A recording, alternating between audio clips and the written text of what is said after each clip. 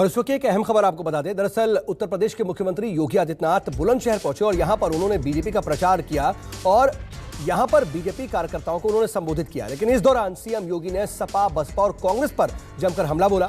राहुल, प्रियंका पर निशाना साधते हुए उन्होंने कहा कि आपदा के वक्त भाई बहन भारत की नहीं नानी की याद उन्हें आ जाती है जो कि इटली में रहती हैं। तो बहन जी को केवल भतीजे के विकास की चिंता है। इस दौरान सीएम योगी ने अपनी सरकार में हुए विकास कार्यों के लिए अपनी पीठ भी थपथपाई।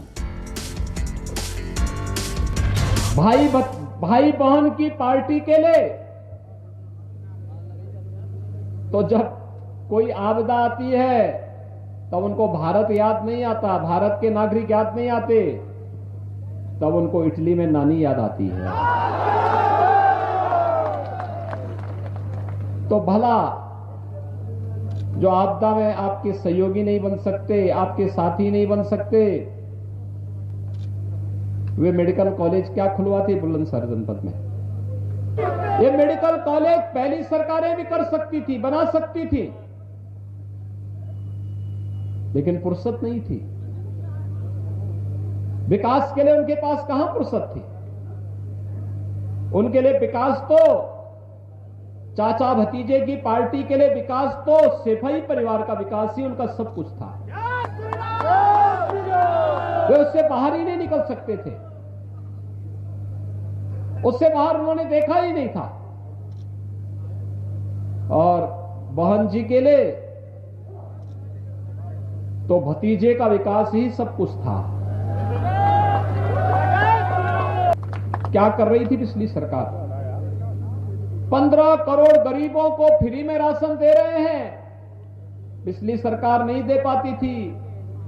ये सब राशन माफियाओं के वाले चला जाता था, गरीब देखता रह जाता था। 2 करोड़ 61 लाख गरीबों के घर में एक एक शौचालय बना दिया गया। पिछली सरकारें नहीं बना पाती थी, उनका विजन भी नहीं था, विकास उनके एजेंडे का हिस्सा ही नहीं था। वे केवल एक पैसा माफियाओं के घर में जमा करते थे और अपराधियों को अपना शागिर्द बना करके उनसे तमंचा बनवाते थे, जिससे व्यापारियों का लूटपाट कर सके, डकैती डाल सके।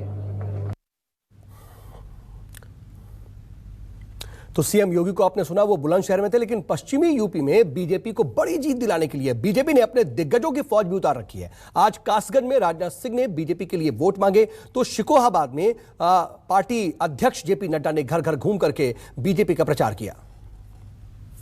राम मंदिर के बारे में कोई कहे कि जब भारत में राम का मंदिर नहीं होना चाहिए तो दुनिया में किस जगह राम का मंदिर होना चाहिए? इस कारण कोई आरोप नहीं लगा सकता। प्रारंभ में ही हम लोगों ने कहा था, जिस दिन हमारी सरकार बनेगी हम ऐसे हालात पैदा करेंगे कि अयोध्या की धरती पर भव्य राम का मंदिर बनकर रहेगा। बहनों भाइयों, हमने अपनी इस कमिटमेंट को भी पूरा किया है। जब भारत की संसद की दोनों सदनों में, लोकसभा और राज्यसभा में हमारी वह मेजॉरिटी हासिल हो गई तो चुटकी बजाकर धारा 370 को हमने समाप्त कर दिया और आज जम्मू कश्मीर का वही दर्जा है जो हिंदुस्तान के अन्य राज्यों का दर्जा है। हमारे कामकाज की शैली पर, हमारी नीति को लेकर आप बहस कर सकते हैं, लेकिन हमारी नीयत को लेकर बहनों भाइयों कोई प्रश्न चिन्ह आप खड़ा नहीं कर सकते।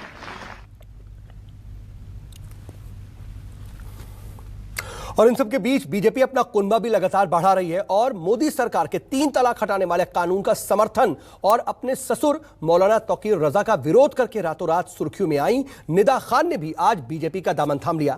उन्हें ज्वाइनिंग कमेटी के चेयरमैन लक्ष्मीकांत वाजपेयी ने बीजेपी में शामिल कराया।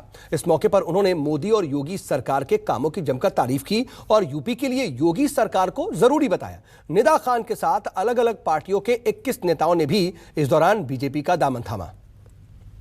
सबसे बड़ा कारण जो रहा है भाजपा ज्वाइन करने का वो है 3 तलाक का कानून।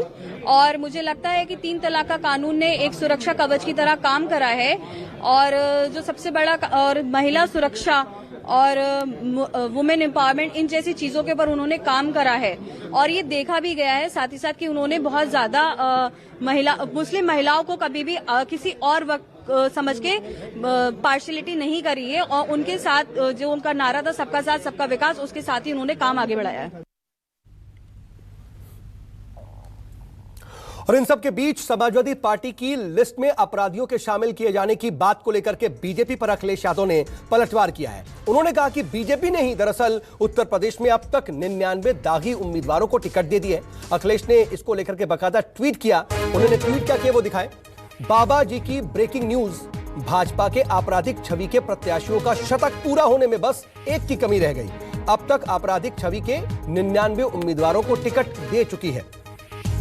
ये ट्वीट करके बीजेपी पर निशाना साधते हुए नजर आए अखिलेश यादव। दरअसल बीजेपी का हर बड़ा नेता इस वक्त अखिलेश यादव पर जो हमलावर है, उसके साथ साथ जो समाजवादी पार्टी की लिस्ट सामने आ रही है उसमें कुछ दागी और आपराधिक छवि वाले नेताओं को टिकट दिए जाने को लेकर के लगातार बीजेपी के नेता समाजवादी पार्टी अखिलेश यादव पर हमला कर रहे हैं, जिसका पलटवार उन्होंने किया है। और इन सबके बीच दिल्ली के मुख्यमंत्री अरविंद केजरीवाल के पंजाब दौरे का आज आखिरी दिन है। 3 दिनों के दौरे पर अरविंद केजरीवाल पहुंचे हुए और केजरीवाल ने इस दौरान अमृतसर में पत्रकारों से बात करते हुए एक बड़ा ऐलान किया।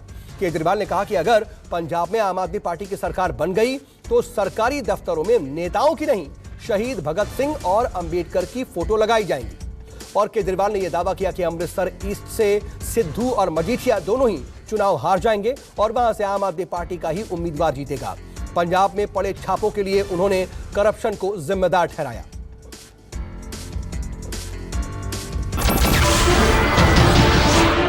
नमस्कार, मैं हूं मानक गुप्ता। अगर आपको हमारा ये वीडियो पसंद आया हो तो इसे लाइक और शेयर जरूर करें और हां, हमें सब्सक्राइब और फॉलो करना ना भूलें ताकि आप देश और दुनिया की कोई खबर मिस ना करें। तो जुड़े रहिए हमारे साथ और देखते रहिए न्यूज़ 24।